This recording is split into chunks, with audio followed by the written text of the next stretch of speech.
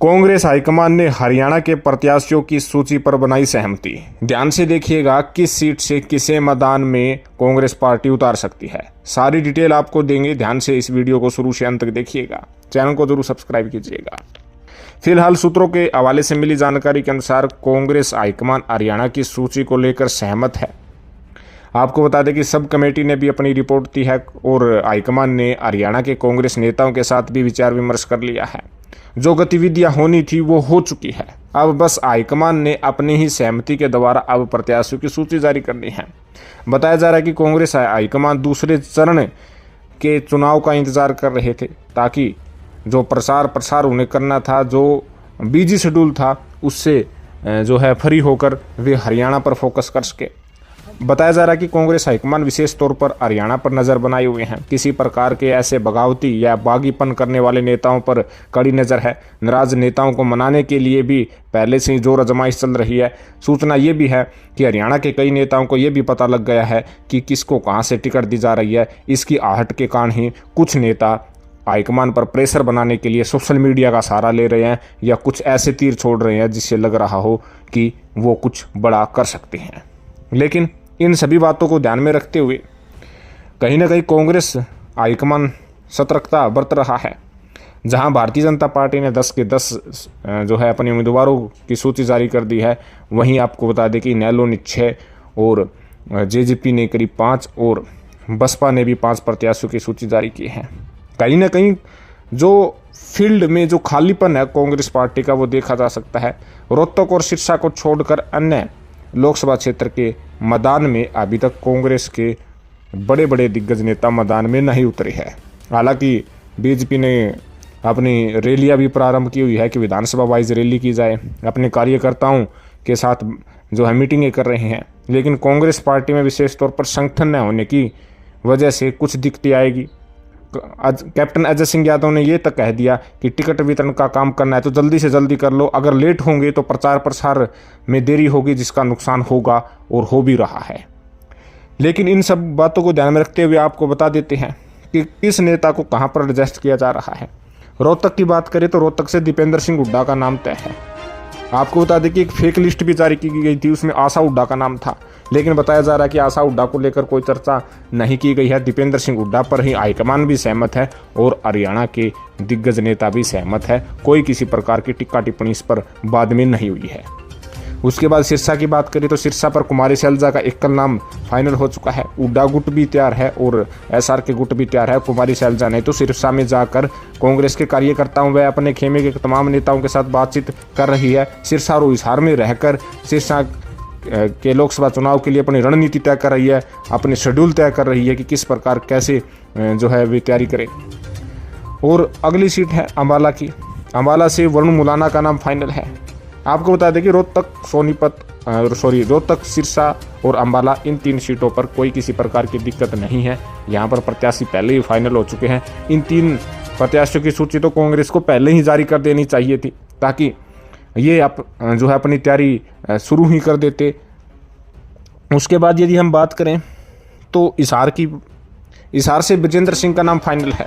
हालांकि जयप्रकाश तीर जरूर छोड़ रहे हैं। कुछ मीडिया जो चैनल्स हैं उनके साथ गुटपुट बात कर रहे हैं कि ऐसी खबरें पेशकश की जाए जिससे ये लगे कि जयप्रकाश निर्दलीय रूप से पर्चा भर सकते हैं, चुनाव अलग लड़ सकते हैं, जिससे कांग्रेस को नुकसान हो सकता है। यानी प्रेशर पॉलिटिक्स जयप्रकाश भी खेल रहे हैं। जयप्रकाश हमेशा से ही प्रेशर पॉलिटिक्स जो खेलते आए हैं। कहीं ना कहीं जो जयप्रकाश मान रहे थे कि उनकी टिकट पक्की है, लेकिन ब्रजेंद्र सिंह के कांग्रेस में आने के बाद उनका सपना टूटता हुआ भी नजर आ रहा है। हिसार से ब्रजेंद्र सिंह का नाम इस वक्त फाइनल है। सोनीपत की बात करें तो सोनीपत से जाट नॉन जाट का फैक्टर चला था। कहीं ना कहीं कांग्रेस विशेषकर भूपेंद्र सिंह हुड्डा ने नोटिस किया है कि भारतीय जनता पार्टी ने 2014 और 2019 में ब्राह्मण कार्ड खेला था, जिससे गैर जाट वोट बैंक है वो बीजेपी के पास चले गए थे, जिसका नुकसान कांग्रेस को हुआ था, जिसके कारण खुद हुड्डा भी हार गए थे। हुड्डा चाहते हैं कि सोनीपत से ब्राह्मण कोटे से ही टिकट मिले। वो ब्राह्मण कोटे से सोनीपत से सतपाल ब्रह्मचारी का नाम फाइनल लिस्ट में शामिल है। बताया जा रहा है कि हाईकमान भी तैयार है। आपको ये जो सूची दे रहे हैं ये संभावित प्रत्याशियों की है। फाइनल मोहर हाईकमान को लगानी है। अगली सीट है वहीं फरीदाबाद लोकसभा सीट की बात करें तो यहाँ पर कर्ण दलाल वर्सेज महेंद्र सिंह प्रताप की लड़ाई उम्मीदवारी को लेकर देखी जा रही थी, लेकिन कुछ मामलों में कर्ण दलाल बेहतर नजर आ रहे हैं। बताया जा रहा है कि कर्ण दलाल पर हाईकमान की सहमति हो सकती है और कर्ण दलाल का नाम फाइनल लिस्ट में आ सकता है। करनाल लोकसभा सीट की बात करते हैं। करनाल लोकसभा सीट बहुत ही महत्वपूर्ण है, चाहे बीजेपी के दृष्टिकोण से हो चाहे कांग्रेस के दृष्टिकोण से हो। करनाल पर जहां बीजेपी की जो है शान मनोहर लाल खट्टर को दांव में लगाया है। आप समझते होंगे कि अगर मनोहर लाल खट्टर जीत जाते हैं तो बीजेपी की शान बढ़ जाएगी, अगर हार जाते हैं तो इससे बड़ा झटका हरियाणा में बीजेपी को लग भी क्या सकता है। तो करनाल पर विशेष तौर पर फोकस किया हुआ है। आपको बता दें कि करनाल से वीरेंद्र राठौड़ का नाम फाइनलिस्ट में शामिल है और हाईकमान भी इस पर सहमत है। बताया जा रहा है कि कांग्रेस तमाम जो है जातिगत फैक्टर को ध्यान में रख रही है, चाहे जनरल हो, चाहे जाट हो, चाहे ब्राह्मण हो, चाहे राजपूत हो, चाहे ओबीसी हो, चाहे यादव हो, तमाम फैक्टर को ध्यान में रखते हुए जो है विचार विमर्श फाइनल किया है, मंथन किया है। करनाल से आपको फिर से बता देते हैं वीरेंद्र राठौड़ का नाम जो है फाइनलिस्ट में शामिल है। फिर बारी आती है गुड़गांव की। गुड़गांव लोकसभा सीट बहुत महत्वपूर्ण है। कैप्टन अजय सिंह यादव भी टिकट की डिमांड कर रहे हैं। गुस्से में आकर उन्होंने राज बब्बर को भी घेरा था कि अगर सेलिब्रिटीज़ को टिकट देनी है तो रणबीर कपूर को टिकट दे दो, रणबीर सिंह को टिकट दे दो। लेकिन यहाँ पर बताया जा रहा है कि हाईकमान भी राज बब्बर को टिकट देने के पक्ष में उतर आया है, यानी राज बब्बर के साथ हाईकमान भी खड़ा हो गया है। हालांकि राज बब्बर इस वक्त महाराष्ट्र में गए हुए हैं। बताया जा रहा है कि राज बब्बर के साथ हाईकमान की सीईसी के जो नेता हैं वो साथ आते हुए नजर आ रहे हैं, जिसका राज बब्बर का पलड़ा भारी होता हुआ नजर आ रहा है।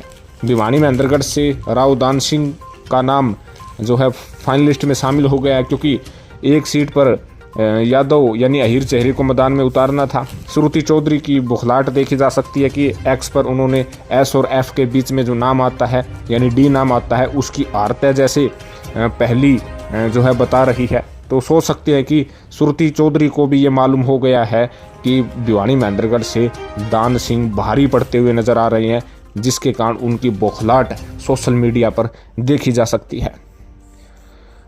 आपको ये भी बता दें गुड़गांव और भिवानी महेंद्रगढ़ पर ज़्यादा पेच फंसा था, वो पेच हाईकमान ने कहीं ना कहीं फाइनलिस्ट कर दिया है। हाईकमान को भी पता है कि टिकट एक को ही देनी है और बाकी नेता जो नाराज़ होंगे या कुछ अलग गतिविधि करने की कोशिश करेंगे, उनको मनाने के लिए भी विशेष तौर पर ध्यान दिया गया है।